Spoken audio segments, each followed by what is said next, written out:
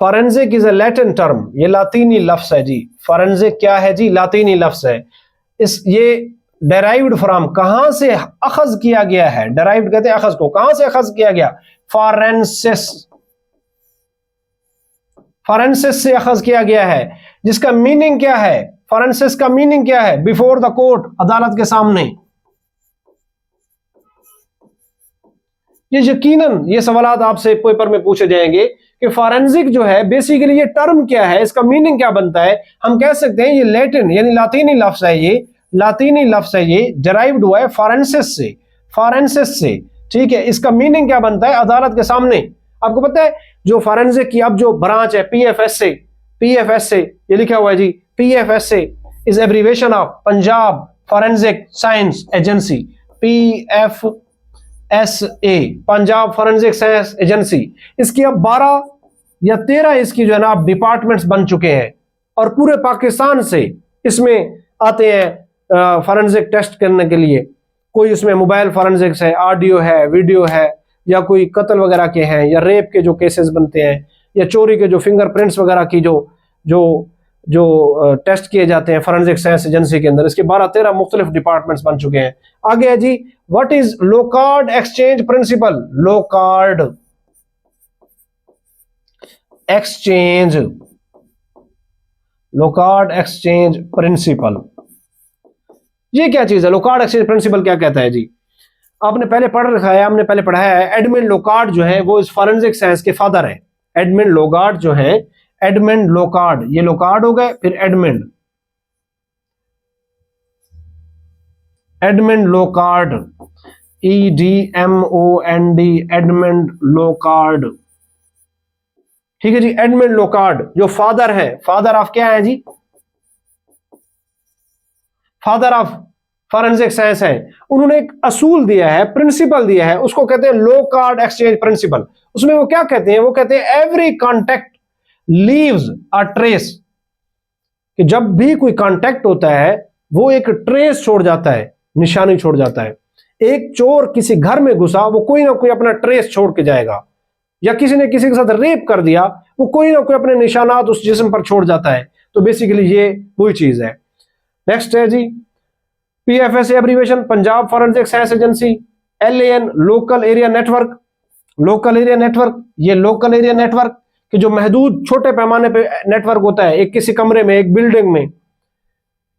आगे जी CPR, CPR ये क्या चीज है? ये है जी कार्डियो पल्मोनरी रिसुसिटेशन, दिल की मसनूई धड़कन उसकी रफ्तार को बहाल करना, फेफड़ों के अंदर सांस देना। आपका टॉपिक है फर्स्ट एड का, इब्तदाई तिब्बी इमदाद। उसमें यह सवाल आ गया कि CPR ये किस चीज का एब्रीविएशन है? ये है जी कार्डियो पल्मोनरी रिसुसिटेशन। ठीक है, तो इस टॉपिक को डिटेल में हम इंशाल्लाह क्लास में डिस्कस करेंगे। नेक्स्ट क्वेश्चन जी, which section of CRPC defines forfeiture confiscation या attachment of property of a person absconding? कौन सी CRPC की सेक्शन डेफिनेशन करते हैं? फॉरफीचर कहते हैं कुर्की को, जायदाद की कुर्की। ठीक है, जैसे आपकी सर्विस की DPO साहब सर्विस जब्त कर लेते हैं तो वो क्या कहते हैं? फॉरफीचर कर लेते हैं। आपकी सर्विस को कुर्क कर लिया, आपकी सर्विस को उनने उठा लिया, तो कुर्की, फॉरफीचर कहते हैं कुर्की को। कन्फिस्केशन का भी यही माना बनता है। अटैचमेंट कहते हैं कुर्की को। ये बेसिकली आपको 3 लफ्ज लिखने का मकसद ये है, इन तीनों लफ्जों में से सवाल किसी भी लफ्ज का आ जाए तो आपको पहले से आइडिया हो। तो प्रॉपर्टी, जायदाद, जायदाद की कुर्की किसकी? एब्सकॉन्डिंग की, मफरूर शख्स की, इश्तिहारी शख्स की। इश्तिहारी शख्स की जायदाद की कुर्की ये कहां बयान हुई है? 88 में, सेक्शन 88 ज़वादफ़े CRPC, सेक्शन 88 CRPC में ये बयान हुई है। और प्रोक्लेमेशन यानी इश्तिहार, इश्तिहार प्रोक्लेमेशन कहते हैं इश्तिहार को। Will be according to 87 CRPC, इश्तिहार किसके तहत जारी किया जाता है? 87 ज़वादफ़े, 87 ज़वादफ़े ज़ाब्ता फौजदारी की सेक्शन 87 के तहत उस इश्तिहारी शख्स के बारे में इश्तिहार जारी किया जाता है, और उसको फिर उसके मस्कन के ऊपर, उसकी रिहाइश के ऊपर चस्पा किया जाता है, उसकी रिहाइश के ऊपर उसको चस्पा किया जाता है उस इश्तिहार को, कि वो गिरफ्तारी से बचने की कोशिश कर रहा है, उसे अदालत पेश किया जाए। वो मफरूर है, गिरफ्तारी से बच रहा है, शामिल तफ्तीश नहीं हो रहा, तो 87 में इश्तिहार जारी किया जाता है। इश्तिहार कहाँ लगाया जाएगा? मस्कन के ऊपर, उसके जो ठिकाना है और उस गांव या उस शहर या उस इलाके के जो जो नुमाया मकाम होगा। कौन सा मकाम जी? नुमाया मकाम। वहां पे पढ़कर सुनाया जाएगा, नुमाया मकाम पर पढ़कर सुनाया जाएगा इस इश्तिहार को। और अदालत के अंदर, अदालत या अपना सॉरी कचहरी कर लें, कचहरी, कचहरी, कचहरी के अंदर भी उस इश्तिहार की कॉपी जो है चस्पा की जाएगी। बहरहाल ये हम डिटेल से इंशाल्लाह क्लास में पढ़ेंगे। According to Punjab sound system regulation act, according to Punjab sound system regulation act 2015 FIR is registered under section of this act 6। ठीक है, पब्लिक न्यूसेंस सेक्शंस हैं ये। पब्लिक न्यूसेंस सेक्शन कौन से लगेंगे? 290 और ते पे कर लें, और 291 ते पे, यानी PPC 290 और 291 वो भी साथ लगाएंगे।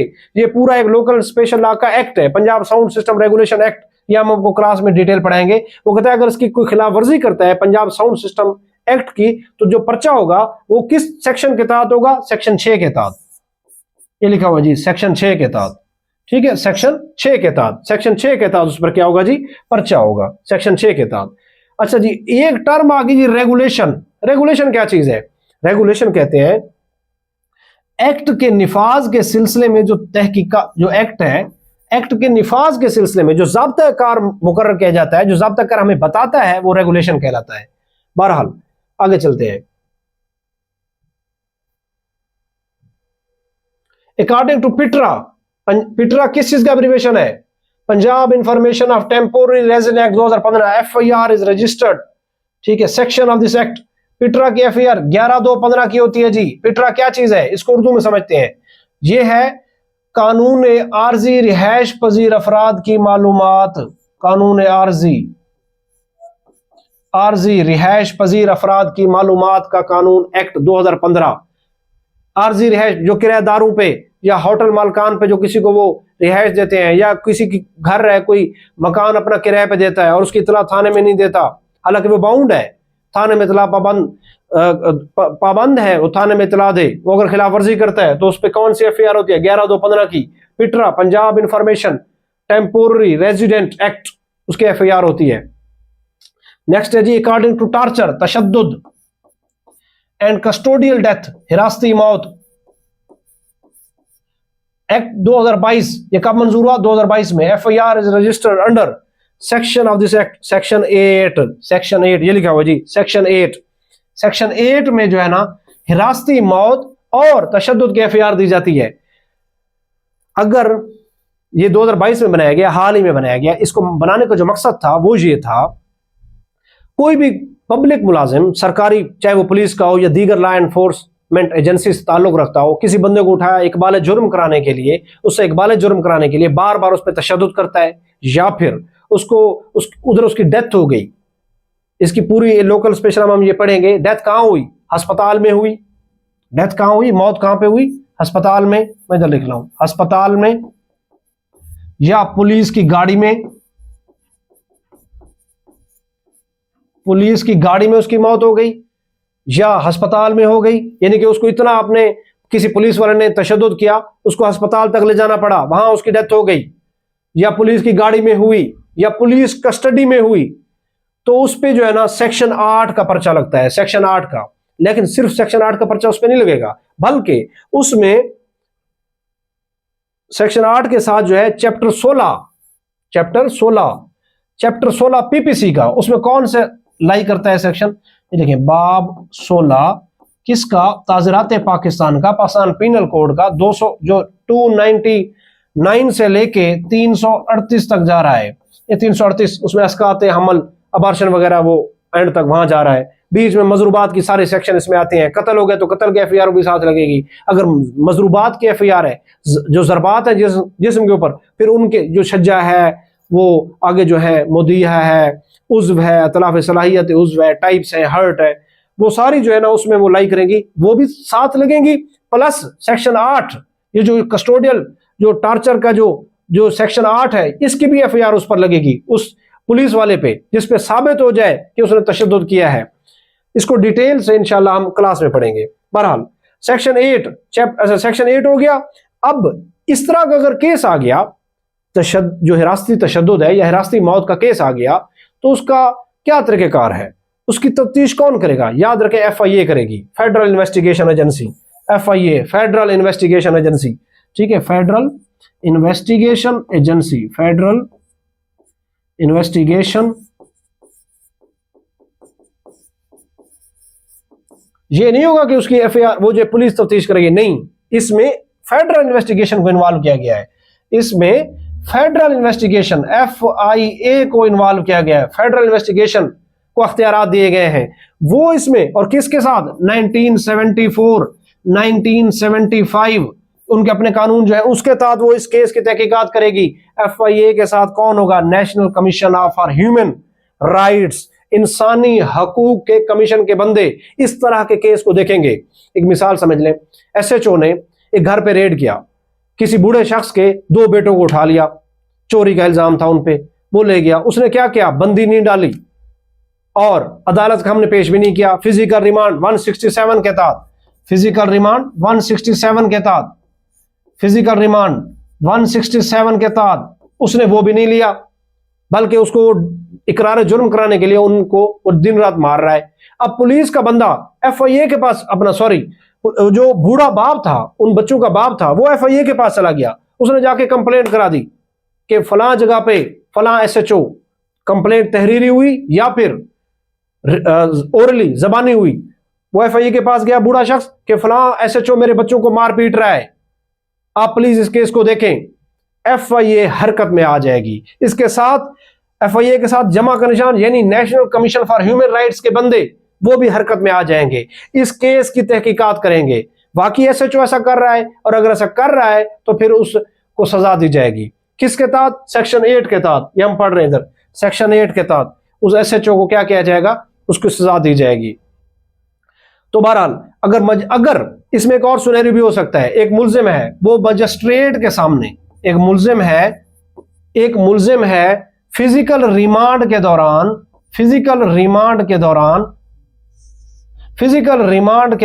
एक मुल्जिम से फिजिकल रिमांड के दौरान मजिस्ट्रेट के सामने उसको पेश किया गया।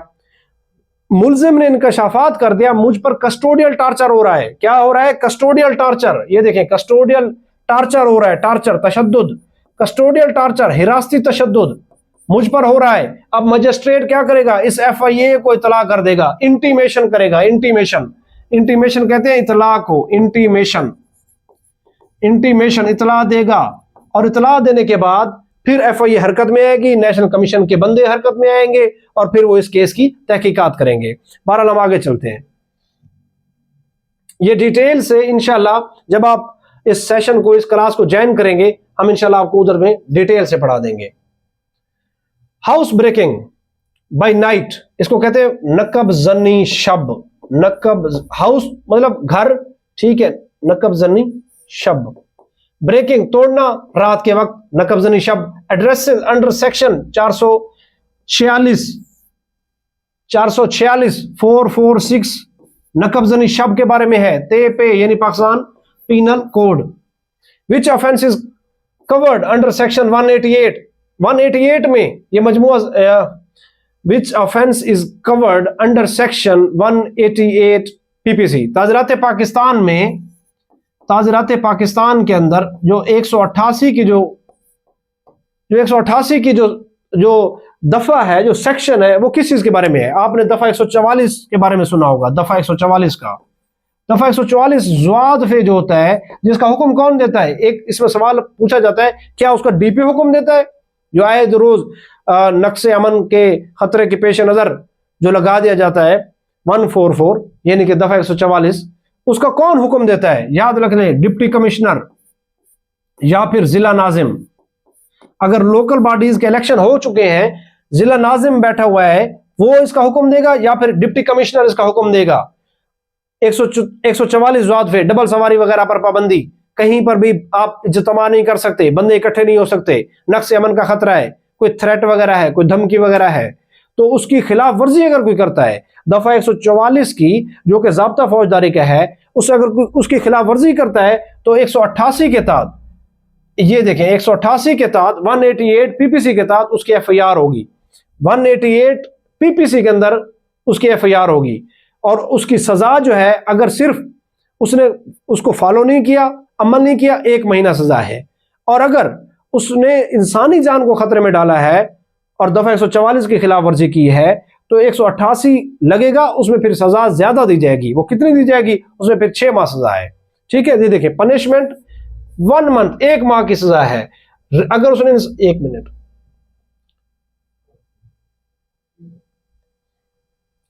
अगर उसने 144 ज़ाब्ता फौजदारी की खिलाफ वर्जी की, 188 का पर्चा लगा, सिर्फ फॉलो नहीं किया, 1 माह की सजा।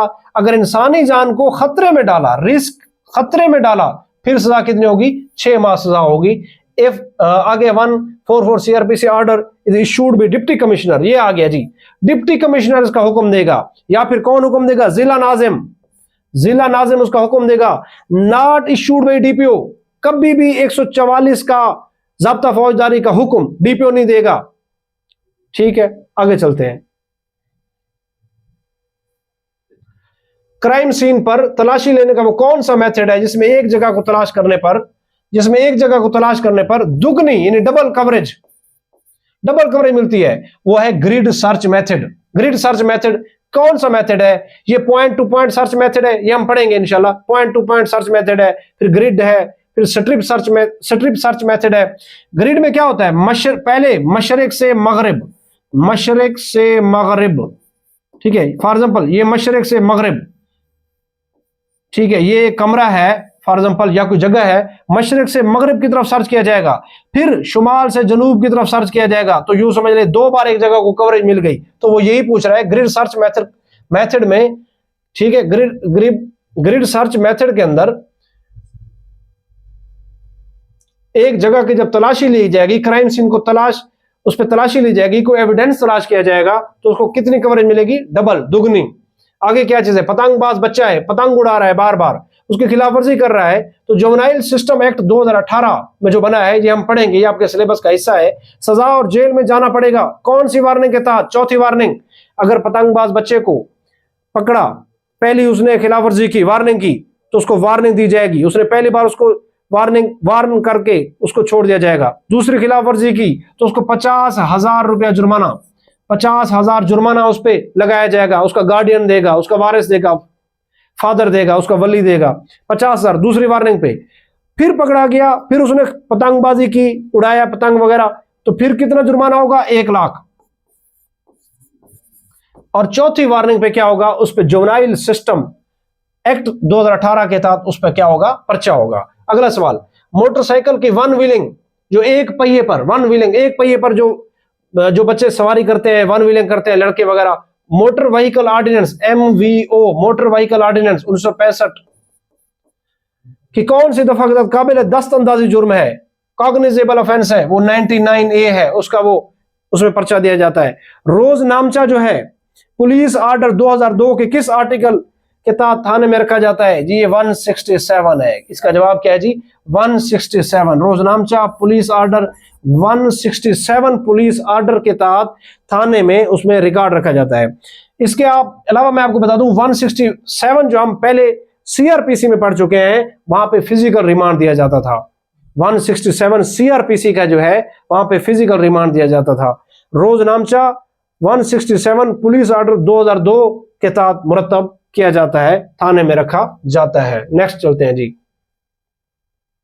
First women police station establish, Pakistan में जो पहला खवातीन का पुलिस स्टेशन बना है, ये 1994 में, 1994 में इस्लामाबाद में बनाया गया। किसने बनाया? बेनजीर भुट्टो ने, जब वो वज़ीर आज़म थी, बेनजीर भुट्टो ने उन्होंने बनाया। फिर आगे जी SIPS, special initiative police station, ये किसका मुखवाब है? Special initiative police station. ये मौजूदा जो हमारे IG साहब हैं, डॉक्टर अनवर साहब, वो IG साहब, उन्होंने थानों को पूरा रिफॉर्म्स किया, वहां पे उनका इंफ्रास्ट्रक्चर बेहतर किया। तो जो मौजूदा IG साहब हैं, ये 59 नंबर पे आ रहे हैं जी। पहले IG कौन है जी? वो है कुर्बान अली खान। पहले आईजी कुर्बान अली खान थे और मौजूदा आईजी कौन से हैं? 59 नंबर पे आ रहे हैं डॉक्टर अनवर साहब जो है अभी। Next question, international court of justice जिसको आईसीजे कहते हैं, international court of justice, how many जजेस, कितने जजेस पर मुश्तमिल होता है? 15 जजेस पर मुश्तमिल होता है। When a country seeks extradition, Interpol issues red notice. Extradition कहते हैं हवालगी को, हवालगी को। बंदू ने कत्ल किया, एक बंदे ने कत्ल किया पाकिस्तान में, लाहौर में, वो भाग के चला गया दुबई में, तो एक्स्ट्राडिशन हर जिले में डीपीओ के ऑफिस में एक्स्ट्राडिशन ब्रांचेस होती हैं, हवालगी मुल्जमान की, तहवील मुल्जमान के लिए उसमें पूरी ब्रांच होती है, वो काम कर रही होती है। तो वो दुबई में राब्ता करती है, किससे? इंटरपोल से। किससे जी? इंटरपोल से। इंटरपोल से उन्होंने राब्ता किया, इंटरपोल उससे राब्ता किया, उसको कहा कि फलां मुल्जिम हमारा, उसको तमाम सबूत वगैरह दिए फराम किए जाते हैं, दिए जाते हैं। फिर वो उस मुल्जिम को ढूंढती है और ढूंढने के बाद उसको क्या करती है, वो रेड नोटिस जारी हो जाता है। Extradition, Interpol issues red notice कि इस बंदे से बच कर रहे हैं, ये खतरनाक है, किसी को मजीद पहले जुर्म कराया दूसरा जुर्म कर सकता है, तो एक्स्ट्राडिशन लाज है। फिर कोर्ट क्या करती है, पाकिस्तान की अदालत एक्स्ट्राडिशन वारंट जारी करती है, एक्स्ट्राडिशन वारंट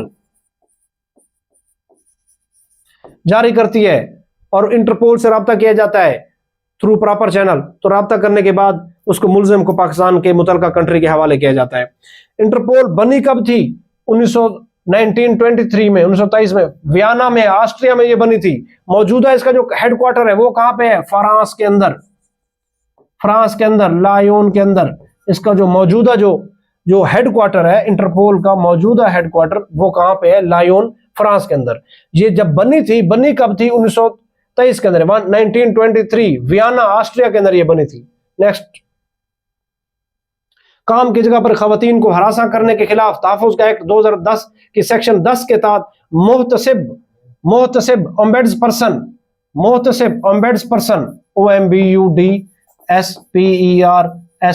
ओम्बेड्स पर्सन कौन से इख्तियारात हासिल हैं? गवाहों की जांच पड़ताल के लिए कमीशन बना सकता है वो, गवाहों से जो मुल्जिम है हवाओं उनसे हल्फनामा ओथ पे दस्तखत कर सकता है और समन जारी कर सकता है। किसी को तलब करना पड़ा वो मुतसिब कर सकता है। स्कूल टीचर्स वगैरह हैं, उनको कोई हरासा करता है या जो मेडिकल हॉस्पिटल्स के अंदर कोई उसको मुलाजिम, साथी, कुलीग वो उनको हरासा करते हैं, तो वो मुतसिब के पास शिकायत दर्ज करेंगी। मुतसिब कमीशन के इजरा के लिए गवाहों को वो तलब करेगा, समन जारी करेगा वो, और हल्फनामों पर शहादत लेगा, हल्फ लेगा, ओथ लेगा कि आपने इस तरह किया था या नहीं किया था।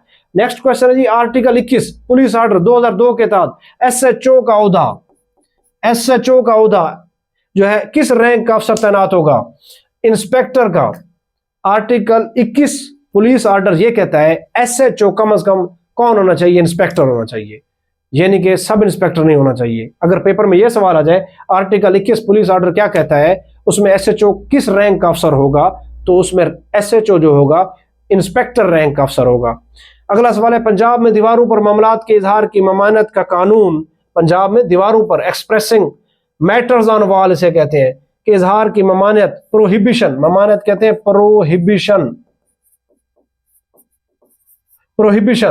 प्रोहिबिशन कब मंजूर किया गया? ये 13 फरवरी 1995 में। आपको पता है 1990 की दिहाई के अंदर दीवारों पर बहुत ज्यादा फिरका वारियत के नारे लिखे जाते थे, तो उनको रोकने के लिए उसकी ममानत का कानून बनाया गया 13 फरवरी 1995 के अंदर। नेक्स्ट हम चलते हैं, article 19A constitution of Pakistan. Constitution of Pakistan में आपके 1 से लेके 28 तक जो है आर्टिकल्स हैं, वो हम सारे इंशाल्लाह क्लास के अंदर कवर कराएंगे। आर्टिकल आपने क्लास अगर ज्वाइन करनी है तो ये मौजूदा, ये सामने आपके नंबर लिखा हुआ है, आप इधर राब्ता कर सकते हैं। आर्टिकल 19A ये किसके बारे में है? कॉन्स्टिट्यूशन ऑफ पाकिस्तान, ये है जी राइट टू इंफॉर्मेशन, कि आप इंफॉर्मेशन मालूमात किसी को भी पब्लिक में दे सकते हैं। जो वो तरीक़ेकार है वो उस पर अप्लाई करेगा तो उसको मालूमात दी जाएगी, किसी ठेका वगैरह के बारे में या किसी फंड के इजरा के बारे में, वो जो है ना उसको तमाम मालूमात, किसी भी शहरी को, किसी सहाफ़ी को, शहरी को, किसी सहाफ़ी को, मुल्क के शहरी को, वो जो है ना उसके बारे में मालूमात दी जाएगी। Who was the first inspector general of police? Punjab police का पहला कौन था? कुर्बान अली खान था। ये 1947 से 1952 तक पंजाब के आईजी रहे हैं। और मौजूदा आईजी कौन है और किस नंबर पे है, ये आपको पता होना चाहिए। ये 59 नंबर पे डॉक्टर अनवर साहब है, मौजूदा आईजी।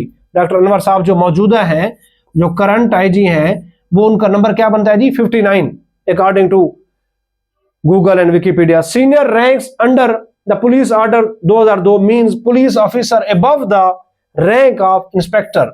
जो हमारा पुलिस ऑर्डर है 2002 का, उसके मुताबिक इंस्पेक्टर से ऊपर के जो अफसरान हैं उनको कहते हैं जी क्या? सीनियर ऑफिसर्स उनको कहते हैं। और इंस्पेक्टर और उससे नीचे के अफसरान को कहते हैं मातहतान। क्या कहते हैं जी? मातहतान। अंग्रेजी में लिखे तो सब ऑर्डिनेट्स, सब ऑर्डिनेट्स। ठीक है, कम मर्तबे के ऑफिसर, यानी कि जूनियर रैंक्स पे जो तैनात होते हैं। तो नेक्स्ट चलते हैं जी। आर्टिकल 10A क्या कहता है? Article 10A constitution of Pakistan का article 10A of the constitution of Pakistan 1973 guarantee जमानत देता है right to fair trial. Right to fair trial, मुनसिफाना ट्रायल करेंगे आप। पुलिस के बारे में आइए कि पुलिस मेरिट के ऊपर तफ्तीश करेगी। ये नहीं होगा कि पुलिस मुद्दई के साइड पे चली जाए यक तरफा या मुल्जमान के साइड पे यक तरफा चली जाए, बल्कि आर्टिकल 1973 का जो आर्टिकल 10A है, 10A है, वो राइट टू फेयर ट्रायल के बारे में है। उसके बाद है जी components of abetment. Components of abetment, इसका मीनिंग क्या बना? अज्जा।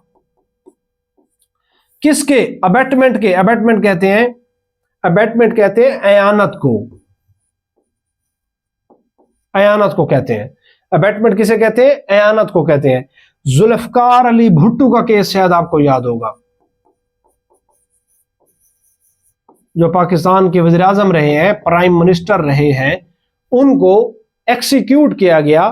एक्सिक्यूशन यानी फांसी उनको दी गई। किस जुर्म के तहत? सेक्शन 109 में दी गई जी। अयानत की जो सजा बनती है, अयानत की जो सजा बनती है, उसमें जो 4-5 और भी मुल्जिम थे, उनमें से 1-2 को क्या किया गया? वादा माफ गवाह बनाया गया। वादा माफ गवाह, वो मैं पहले पढ़ा चुका हूं। Tender of pardon to accomplice, शरीक जुर्म को माफी की पेशकश। ठीक है, और ज़ाब्ता भी मैं पहले बता चुका हूं, 337 से लेकर 344 ज़ुआदफे उसका ज़ाब्ता बनता है। बहरहाल, तो इसमें 3 अज्जा हैं। 3 अज्जा कौन से हैं जी? ICH,